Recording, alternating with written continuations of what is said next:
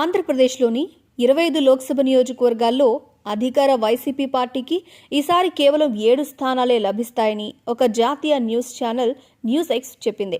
TDP కూటమికి మిగిలిన 18 స్థానాలు దక్కుతాయనేది ఆ ఛానల్ సర్వే అంచనా. ఇందులో నుంచి 2-3 అర్థాలను మనం ఇంటర్ప్రిట్ చేయొచ్చు. మొదటిది, కడపలో వైఎస్ అవినాష్ రెడ్డి ఎంపీగా విజయం సాధిస్తారు అనేది.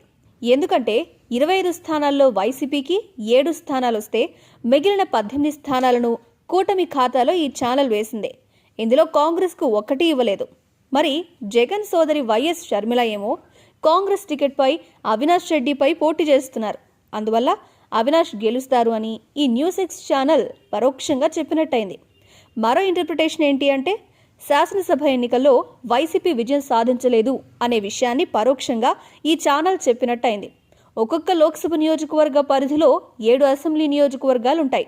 అంటే 49 నియోజకవర్గాలకే వైసీపీని ఈ ఇంగ్లీష్ ఛానల్ పరిమితం చేసింది అనుకోవాలి. ఎన్నికల ఫలితాల గురించి ముందుగా ఏమీ చెప్పలేం. ఈ 7 లోక్సభ నియోజకవర్గాల్లోని కొన్ని అసెంబ్లీ నియోజకవర్గాల్లో వైసీపీ ఓడిపోవచ్చు. అలాగే ఓడిపోవడానికి అవకాశం ఉన్న ఎంపీ స్థానాల పరిధిలో కొన్ని అసెంబ్లీ స్థానాలు వైసీపీ గెలవచ్చు. అయితే అసెంబ్లీలో మెజారిటీకి సుమారు 90 స్థానాల అవసరం ఉంటుంది. అందులో సగమే వస్తానికి వైసీపీకి అవకాశం ఉన్నట్టు ఈ ఛానల్ పరోక్షంగా చెప్తోంది. అదే టీడీపీ కూటమికి 18 లోక్సభ స్థానాలు ఇచ్చారు. జనసేనకు 2, బీజేపీకి 2 ఇచ్చారు. మిగిలిన 14 స్థానాలు టీడీపీ ఖాతాలో వేశారు.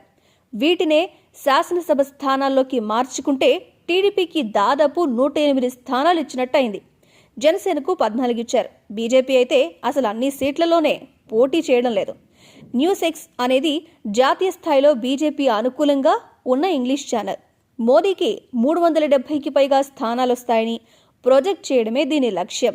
అందువల్ల దీని సర్వే అంచనాలను ప్రామాణిక పద్ధతుల్లో రూపొందించినట్టుగా భావించలేం. అయితే ఆ మధ్య వెల్లడైన ఇండియా టుడే ఛానల్ సర్వేలో కూడా వైసీపీకి 7, కూటమికి 18 సీట్లు ఇచ్చారు. ఇండియా టుడే ఛానల్ కొంతలో కొంత విశ్వసనీయత ఉన్న ఛానల్. మొత్తం మీద చూస్తుంటే విశ్వసనీయమైన సర్వేల్లో వైసీపీకి ఆధిక్యత అంతగా కనపడటం లేదు. అదే నిజమైతే వైసీపీ ఎదురీతపై పెద్ద ఎత్తున చర్చ జరగాల్సిన అవసరం ఉంది. దాదాపు 3 లక్షల కోట్ల రూపాయలను రకరకాల కేటగిరీలకు చెందిన ఓటర్లకు నగదు రూపంలో పంపిణీ చేయడంతో పాటు ప్రతి 50 గృహాలకు ఒక వాలంటీర్ను పెట్టి లబ్ధిదారులపై పూర్తి గ్రిప్ సాధించినప్పటికీ వైసీపీ ఈ సర్వేల్లో టీడీపీ కంటే వెనకబడి ఎందుకు ఉంది అనే విస్మయకర అంశంపై చర్చ జరగాల్సి ఉంది.